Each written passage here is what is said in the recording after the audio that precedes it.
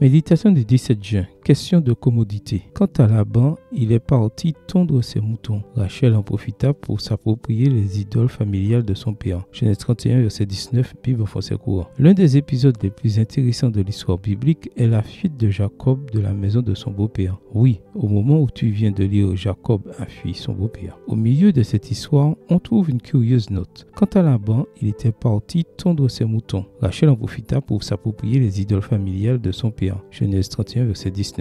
C'est nous qui le soulignons ici. Tous les membres de la famille de Jacob sont censés adorer Jéhovah. Mais malgré cela, Rachel vole les idoles de son père. Qu'est-ce qui l'a motivé à un tel acte et quelle leçon peut-on tirer de cet épisode? Dans son commentaire sur Genèse, Gordon J. Wenham souligne 3 raisons possibles pour le vol des idoles. Premièrement, elles servaient d'allumettes protectrices pour le voyage vers Canaan. Deuxièmement, les idoles ont servi d'argument pour revendiquer l'héritage de Laban. Et troisièmement, la plupart des dieux païens étaient associés à la fertilité.